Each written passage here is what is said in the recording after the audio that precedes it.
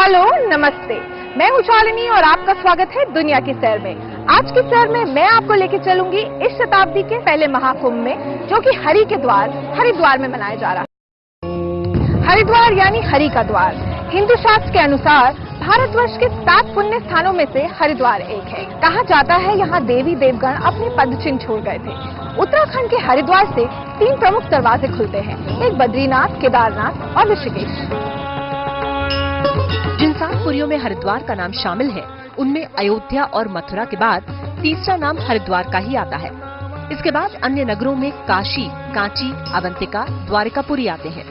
इन सभी 7 पुरियों में हरिद्वार कई मायनों में श्रेष्ठ है। हरिद्वार साक्षात स्वर्ग का द्वार है। हरिद्वार और हरिद्वार के आसपास कई सारे मंदिर हैं। इस वक्त मैं हूँ श्री दक्षेश्वर महादेव जी के मंदिर में, जो कि भगवान शंकर की ससुराल भी है।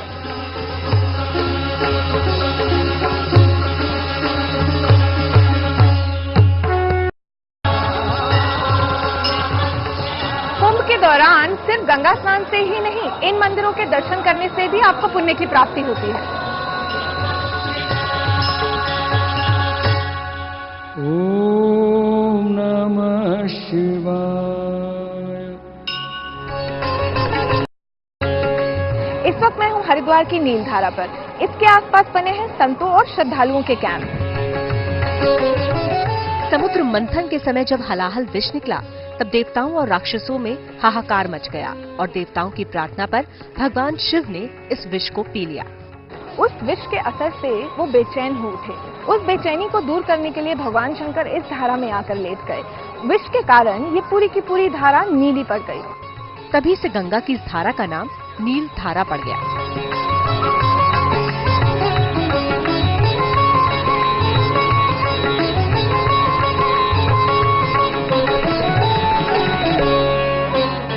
उड़न खटोले में सवार होकर हम जा सकते हैं मां मनसा देवी के पौराणिक मंदिर।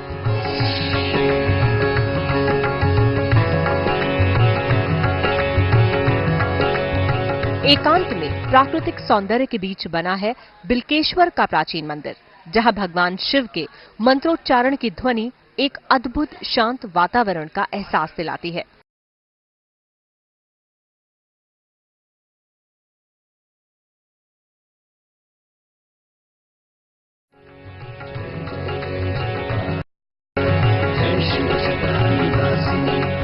कुंभ का इतिहास काफी प्राचीन है। विष्णु पुराण के अनुसार उत्तर में हिमालय पर्वत के समीप जब क्षीर सागर को मथने के लिए देवताओं और असुरों ने एक साहसिक अभियान शुरू किया, तब एक ओर से देवताओं और दूसरी ओर से असुरों ने क्षीर सागर को मथना शुरू किया। इसके बाद अमृत कुंभ यानी अमृत कलश निकला। तब देवताओं ने बृहस्पति, सूर्य, चंद्रमा और शनि को इस अमृत रूपी कलश को असुरों से बचाकर ले जाने का दायित्व सौंपा। जब असुरों को इस बात का पता चला तो उन्होंने देवताओं का पीछा किया। देवताओं ने इस दौरान पृथ्वी के बार चक्कर लगाए। ये करीब 12 दिन तक चला, मगर मनुष्यों के लिए ये 12 वर्ष माना जाता है।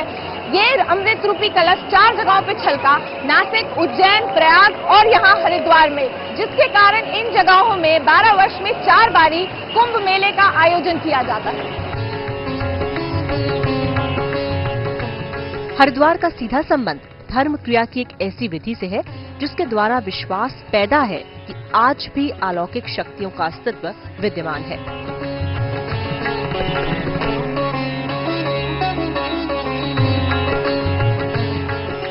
ये जगह अलौकिक शक्तियों के साथ साथ मानव ईश्वर के बीच हमेशा आस्था स्थापित कराती है।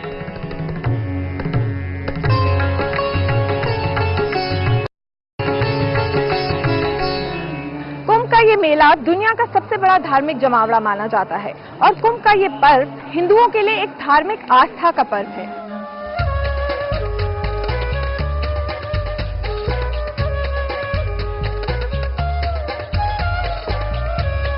कुंभ के दौरान लाखों की संख्या में यहाँ श्रद्धालु, भक्तजन, योगी, महायोगी, संत इस पवित्र गंगा नदी में स्नान करने आते हैं।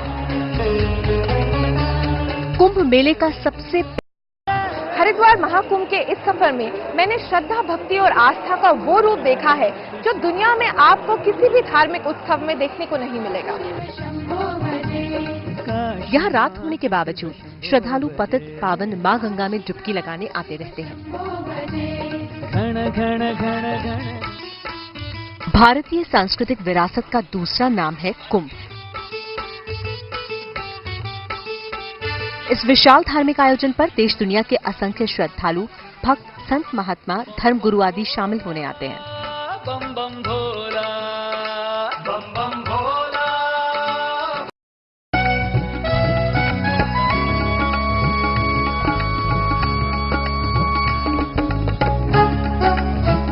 हरिद्वार में स्नान करने के लिए कई घाट हैं, जिसमें से सबसे प्रमुख घाट है हर की पेड़ी, जिसे राजा विक्रमादित्य ने अपने भाई भर्तृहरि की याद में बनवाया था।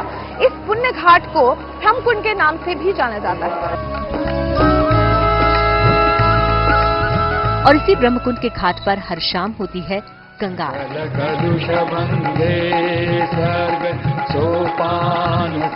इस भव्य आरती को देखने और उसमें शामिल होने की ललक हर श्रद्धालु में रहती है। देवी गंगे प्रसीद, तरल तर तरंगे, देवी गंगे प्रसीद, तरल तर तरंगे।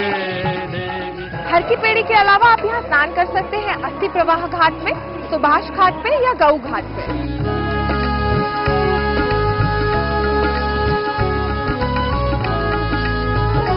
वैसे तो कुंभ के दौरान आप हरिद्वार कुंभ क्षेत्र के किसी भी घाट पर स्नान करके वही पुण्य लाभ और मोक्ष प्राप्त कर सकते हैं, जो कि ब्रह्मकुंड और हर की पेड़ी पर स्नान करने से मिलता है।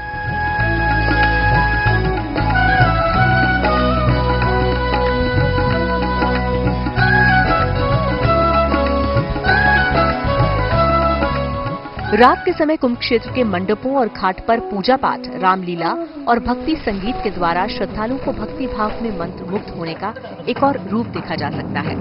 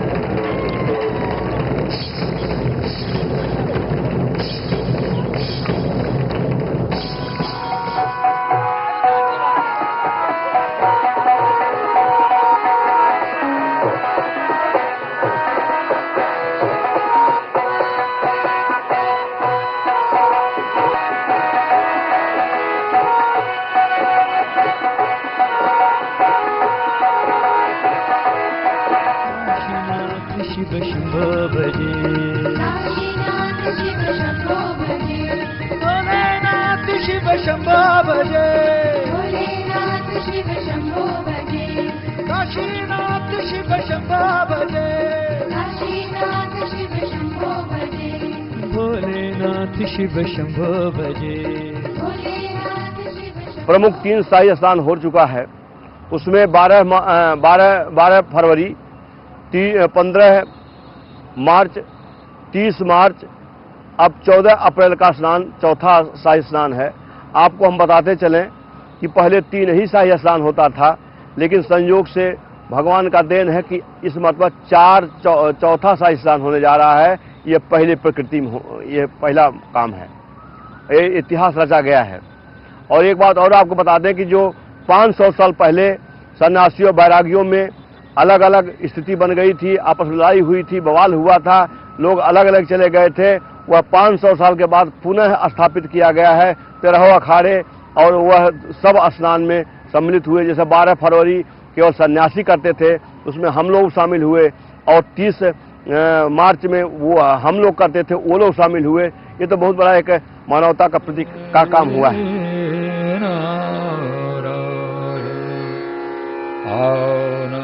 रात के 12 बजे से ही मेष संक्रांति का स्नान शुरू हो गया है। लोगों की भीड़ ब्रह्मकुंड के पावन गंगा घाट पर डुबकी लगाने उमड़ पड़ी है।